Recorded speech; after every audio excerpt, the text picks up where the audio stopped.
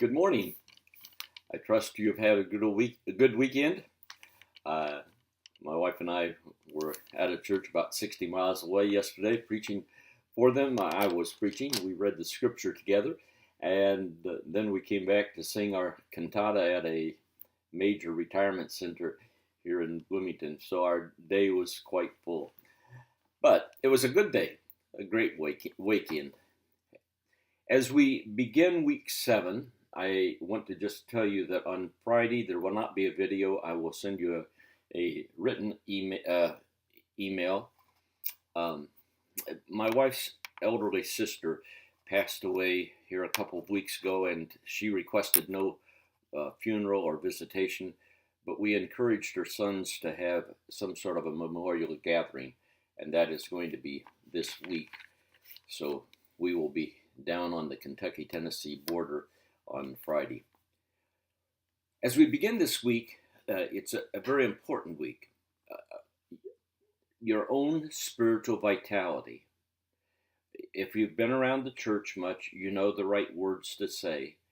But the issue is my heart in tune with Christ?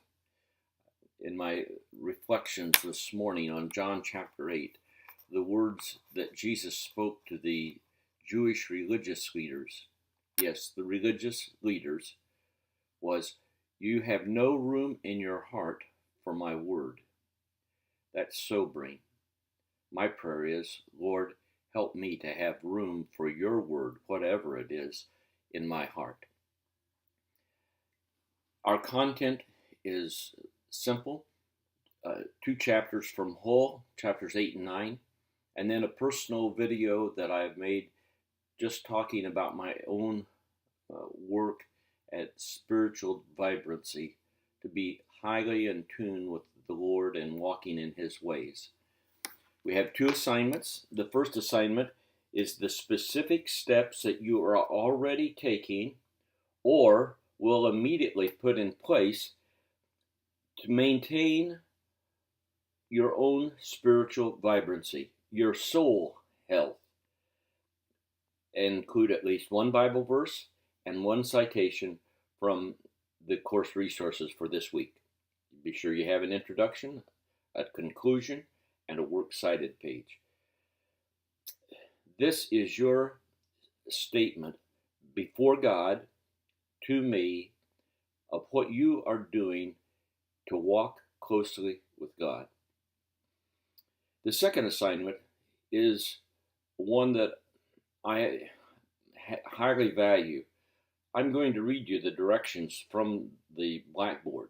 It says, the goal of this assignment is to expand your awareness of internet resources about spiritual health. And Romans 8:13, 12:11, 1 Timothy 4:7. See the resources folder, that's in Blackboard, for some ideas.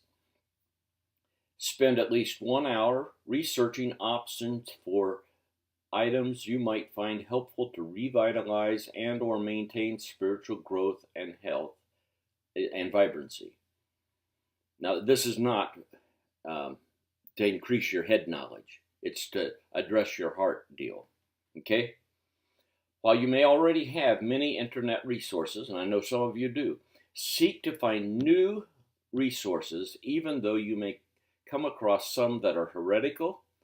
Remember, your congregants do also. You will need to guide them to differentiate between truth and error.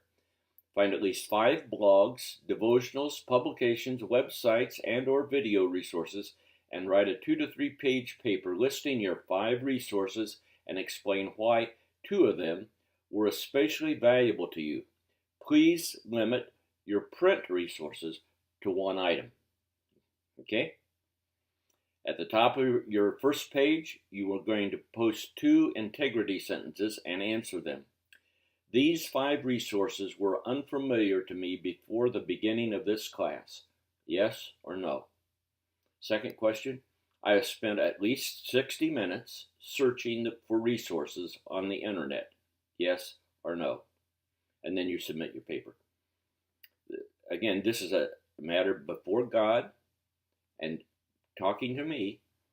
These 5 resources that you're not familiar with when this class began back in October. Okay? Now, our discussion board further builds on this whole matter of spiritual health. It's a question that I ponder and I wrestle with often.